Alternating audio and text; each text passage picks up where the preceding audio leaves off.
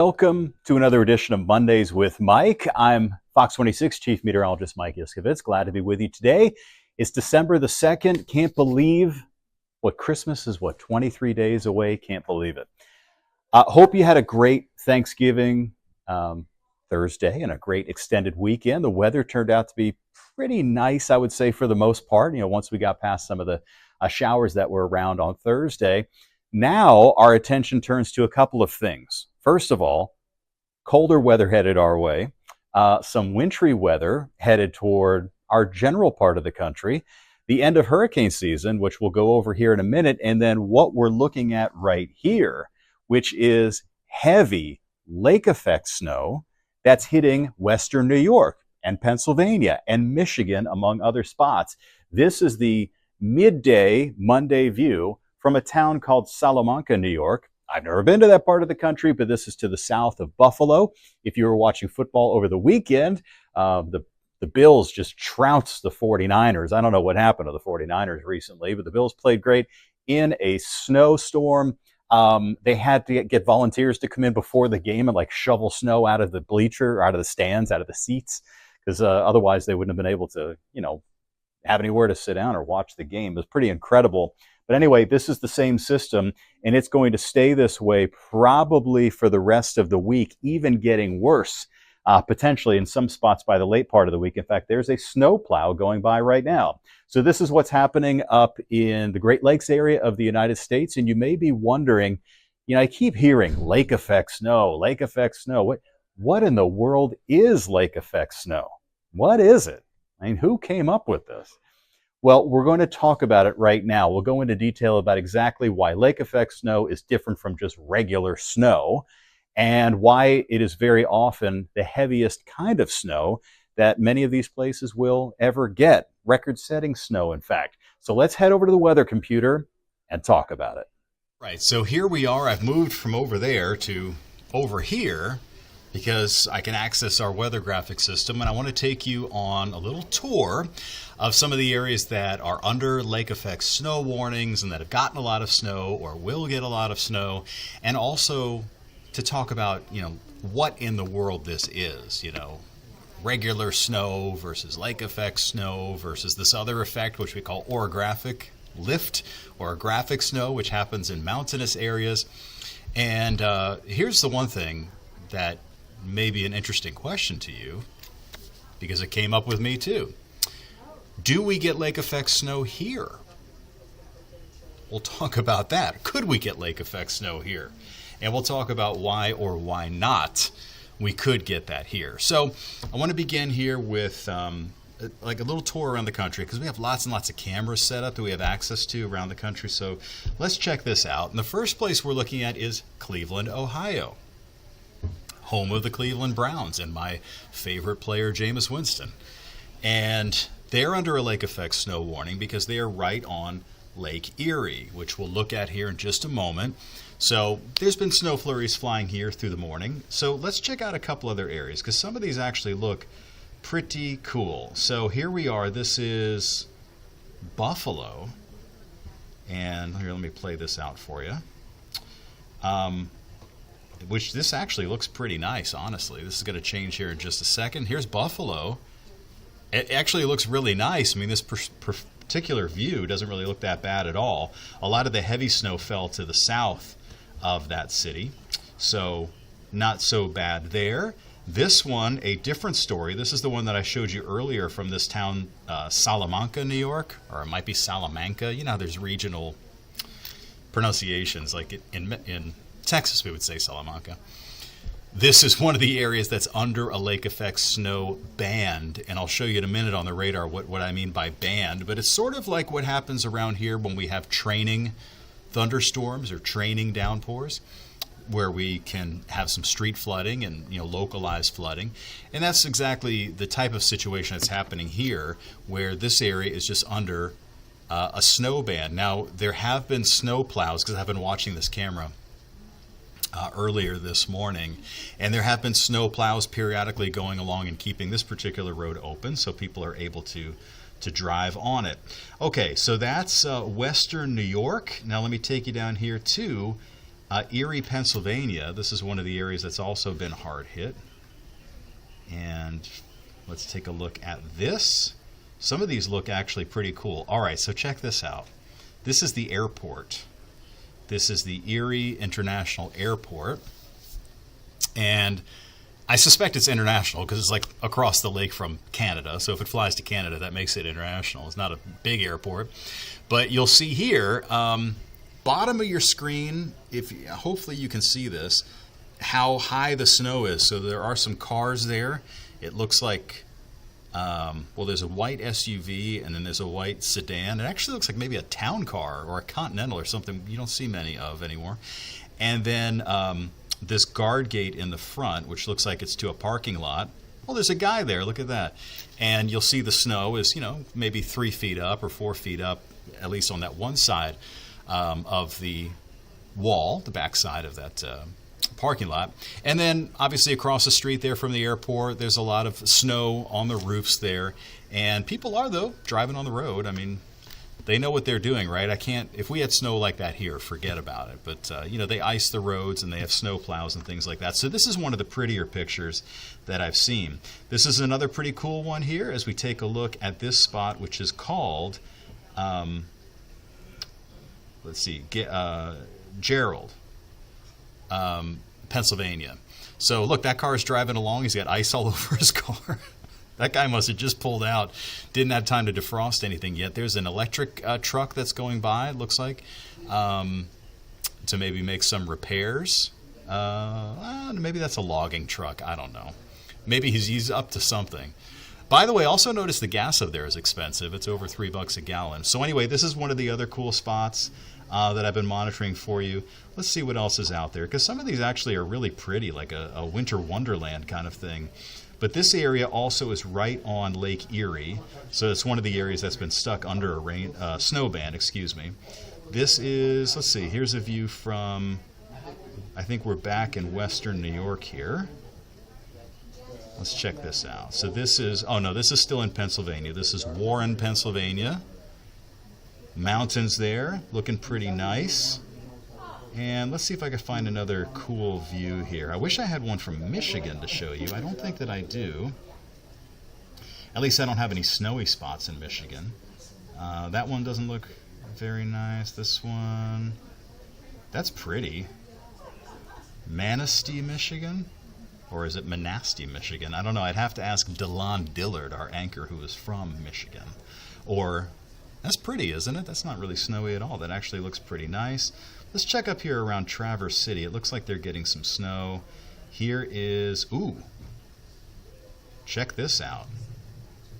Can't see much here. This is in Michigan, late Monday morning, and can't see much there. This is the Narrows Yacht Club in Lake Linnell,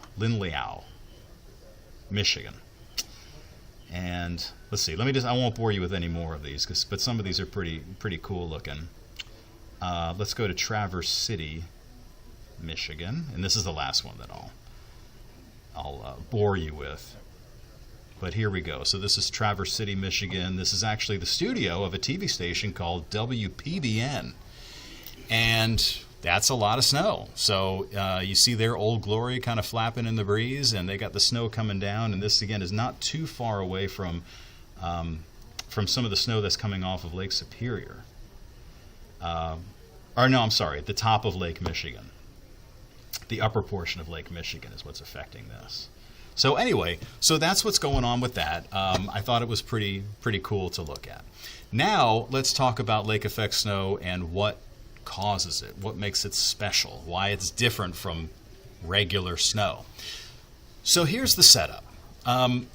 You have warmer water over the Great Lakes. Now when we're talking about warmer, it's not warm, okay, but it is about 20 to 25 degrees warmer than the air. So for example, in most of the places that I was just showing you, the air temperature is about 25 degrees, maybe 30 degrees. So it's not really like Arctic frigid, but it is cold, and the water temperatures are still about 50 degrees, maybe 45 degrees. So give or take, it's about 20 to 30 degrees warmer, the surface of the water, than the air is. And that's one of the factors that we look at, is that it has to be about 20 degrees or so, 25 degrees temperature difference between what you're seeing on the surface of the lake versus what you're seeing in the atmosphere, or the wind blowing over it. So the wind flow pushes the cold air out over the lake, and the colder air becomes warmer. And so, just like a hot air balloon, we know that once you warm air up, it starts to rise. Now, in a regular type of situation, like we get around here, when the warm air rises, it condenses into water droplets, rain droplets, and you'll end up eventually with rain falling. Sometimes it will freeze in the upper parts of the atmosphere too, but it falls as rain. And that's what we see on a typical pop-up thunderstorm kind of day in the summertime or in the springtime here in the Houston area. So lake effect snow, you get all this relatively warm, quote unquote warm air that starts to rise because of the lift and the temperature difference. That rises from moisture from the lake and forms clouds. Now those clouds are then pushed because the overall wind flow is moving from one side of the lake to the other. And you have the windward side and the leeward side. So it gets pushed to the leeward side, and you end up with snowfall. Now, this is a lot of times referred to as the lake effect snow machine. And the reason it's called that is that once this gets set up, once you get this situation of the wind flow over the warm lake, the air lifts, it forms snowflakes, and then the cloud moves. Once you get that set up, it just keeps going and going and going, because as the one area of snow moves past, there's still more warm water from the lake behind it, and then that repeats the process, and it goes over and over and over again until you start to accumulate some incredible amounts of snowfall. So again, we're looking at the same process. You get that one wave that moves over, you get the snowfall, and then it repeats, and the same process repeats over and over again, which is why a lot of times you'll end up with bands of, which I'll show you here in a second, of snowfall that just hit the same areas over and over. And what's really neat is that you can have a little strip of cities here, a little strip of land that get dumped on by 2 to 3 feet of snow, and then maybe like the next town over or the next county over gets almost nothing. So it's kind of like downpours that we get here in the Houston area, the Galveston area. So let's check out the regions that are most commonly associated with lake effect snow. Obviously, these are the areas near lakes. Okay, so the Upper Peninsula of Michigan, places like Marquette, Michigan, get lake effect snow off of Lake Superior, which is the largest of the Great Lakes. By the way, I had a friend who I went to school with at Florida State, and he had a job, I think his first job was in Marquette, Michigan. A lot of snow. I think they get like 100 inches of snow a year in an average winter. So picture leaving Florida and going to Marquette, Michigan. It was a little bit of a culture shock for him. And then you have all the areas that are on the east and southeast side of Lake Michigan. So that includes places like I just showed you, like Traverse City, Michigan, Grand Rapids, Michigan, and even the northern parts of Indiana. Now you may be wondering, what about Chicago? Chicago is on Lake Michigan, yes, but typically the winds don't blow in that direction. They usually come in from the north or from the northwest, and so that's the direction that the snow blows. It can happen, but just not as often. And then we also have areas over here, like Cleveland, Ohio, and Erie, Pennsylvania, and Buffalo, New York, and Watertown, New York. Now so far up here in Watertown, on the right-hand side of your screen, 39 inches of snow through today, with more snow on the way. So they've already had 39, and I think that's fallen within the last 3 days or so since the weekend. And then you also have spots up here in Canada, in the province of Ontario, Canada. So so I mean, these are the regions that experience the heavy snow, and this is how much snow has fallen, by the way, so far. So when we zoom down here to an area. Remember how I showed you that camera just a few minutes ago of Buffalo? How I said, gosh, it actually looks kind of nice in Buffalo. Well, all of the heavy stuff has fallen mainly to the south of Buffalo. So down here, now I don't know, I've never been to this area, so I might be mispronouncing some of these, but down here around Silver Creek, Collins, Persia, I don't know if it's Persia or Persia. You know how like we have Palacios, but it looks like Palacios. I don't know. Stockton, New York. So all of these areas here have had, give or take, 29 inches of snow and counting. So there is going to be more snow on the way. And then farther down the coastline, here's Erie, Pennsylvania, again, where we've had about 2 feet of snow. And the heaviest stuff, they get a lot right on the shoreline, but the heaviest stuff tends to form a little bit farther inland. So that's what's happened there in New York State. We've also had this area up here, again, Watertown, New York. And this area, let me query a couple other spots here, because I know it's been more. I'm pretty sure we've had more than this. So let's see, here's 29 inches. Let me zoom over here real quick, because I think Watertown, and again, this is sort of Doppler estimated snowfall. Some of it maybe a little bit more. There's 28, 27, 28, 31. So yeah, some of these areas have had 3 feet of snow.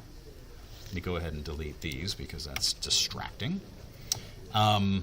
And then let's check out a couple other areas that have really had a lot of snow. So yeah, this area here to the south of Buffalo.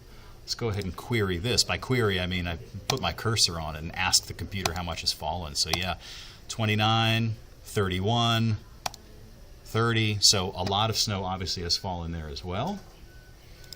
And then over here, as we head over to the northern parts of Michigan, here's this upper peninsula of Michigan. Remember I showed you a moment ago that that's off of Lake Superior, which is the largest of the Great Lakes, and yeah, 35 inches of snow. So that's pretty wild. This is a ton of snow that's been falling up there, and I cannot even imagine what that must be like. So anyway, so that's what's going on up here. So the question that you may be asking is, does that happen here? And the answer is not likely. And I'll show you why. So in order to get lake effect snow, for example, here we have these bands of snow. Remember I was going to show you that too. We have these bands of showing up, prompting a lake effect snow warning here in parts of Pennsylvania and New York. So you get this right here. You have a band showing up that, let's see, will it let me draw on this? I hope.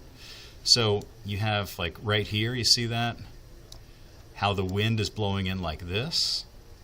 And from London, Ontario, Canada, they're getting lake effect snow off of Lake Huron.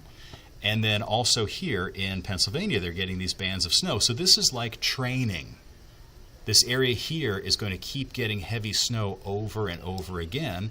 And then there's this other area here that's going to keep getting snow over and over again because that machine, that lake effect snow machine that I mentioned, is turned on.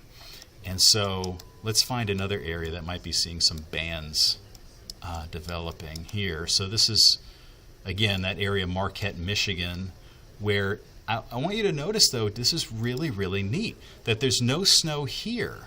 Okay, no snow here, and then once it gets to land, once it gets a long enough journey, if you will, over the lake, this is where all the snow shows up.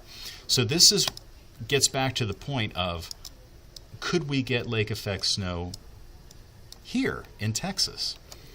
And the answer effectively is no, and I'll show you why. I want to show you how wide Lake Superior is. 153 miles wide. So that's pretty big. When you come over here to Lake Michigan, this area is, let's see, about 77 miles wide. And this area here is 96 miles wide. And then when we go over to, let's see, let's take you here over to Lake Erie, where we're getting some of this lake effect snow over there by Jamestown, New York. So how wide is this area? Well, that's about 45 miles. This area here is about 56 miles. So typically you need a fetch of about 60 miles, but obviously a little bit less is possible depending on the wind direction. So let's say at least 45 miles or so is what we need of what is called a fetch. So in other words, how wide, how long is the area that the cold air can move over the warm water? That's what we call a fetch. And you need to have typically 60 miles of a fetch, but it could be as little as 40 miles depending on how warm the water is. So when we take you down here to the Houston area, we have small lakes here in the Houston area. So let's take, for example, Lake Conroe. So here we are at beautiful Lake Conroe, which, as I've explained in previous episodes, is created by putting a dam on the San Jacinto River. And let's see how wide Lake Conroe is. So right here, it's 1.5 miles wide. Even from top to bottom, it's 7 miles. So these things are teeny, teeny, tiny compared to the Great Lakes. One thing that is an interesting question, though, is Galveston Bay. Because is there a such thing as bay effect snow? And the answer is yes, you can have bay effect snow. And so in the case of Galveston Bay, well, given just the right conditions, it's still too small. But I suppose if you were to measure it like this, I mean, if you had just a freakish occurrence of the most freakish of freakish, the exact combination of winds blowing in from just the right direction, they would have to be blowing in just like that. And the water temperature over Galveston Bay would have to be very warm, and the air would have to be extremely cold. And in those perfect circumstances, you could maybe get some bay effect snow down here in Galveston. And by the way, there have been some tremendous snowstorms in Galveston through the years. So could it happen around here? Yes. Has it happened in the past? Maybe. You might get another scenario. Instead of like lake effect or bay effect snow, you can have bay enhanced snow, where it's not necessarily caused by the air moving over the bay, but can become enhanced. And that has happened. Like, when we had snow back in 2004, we had some pretty heavy snow. Well, heavy for our standards. Like I think over around Kemah and Galveston, more, and even more than you had like in Sugar Land. So, but typically we're talking about these gigantic lakes. By the way, because I geek out about this stuff, you can also get ocean effect snow, which sounds strange because you're like, well, the ocean's everywhere. But given just the right wind flow like this, you can have a flow coming in off the ocean where you have a relatively warm ocean, and like in a nor'easter kind of situation, it can be enhanced by the ocean, and we call that ocean effect snow. So that's that. So that's a discussion of lake effect snow. Now let's take a look at the final numbers on hurricane season. All right, finally, everybody, we're back here at this monitor. This is like position number 3. I just wanted to quickly summarize this year's hurricane season because it's over. It ended this past Saturday, November the 30th. So we had 5 landfalling hurricanes along the U.S. Gulf Coast. Beryl set the record as the earliest Category 5 to form on record. Now, keep in mind, it was not a 5 when it hit here. When it moved into the Caribbean Sea, it set a record as the earliest Cat 4 in that part of the ocean on June 30th, and then it became a Category 5 on July 1st, which had never happened, at least not on record. Hurricane Milton, briefly, remember when it went just fired up there, really crazy, explosively strengthened. It became the strongest in the Gulf since Rita in 2005. The second costliest hurricane season on record as well, about $200 billion in damage, not even to mention the loss of lives. That's just obviously just the material things that can be replaced. So in the season, we had 18 named storms. 11 of those became hurricanes, and 5 of those became major hurricanes, compared to the average of 14, 7, and 3. And finally, how did NOAA do on their prediction? Pretty well. They anticipated between 17 and 24 named storms, which admittedly is a very broad expectation. but 18 lies within that. 8 to 13 hurricanes. We had 11, and 4 to 7 major hurricanes, and they nailed that one. We had 5. So that'll do it for today's Mondays with Mike. Good riddance for hurricane season, and I hope you learned a little bit about lake effect snow, what it is, and whether or not it ever happens here, right? Basically, no. Hope you'll have a terrific day. Thanks for joining us here on Mondays with Mike. Tell a friend about it, and have a great day, everybody. Oh, shout out to my mom and Neil in Florida, and have a great day.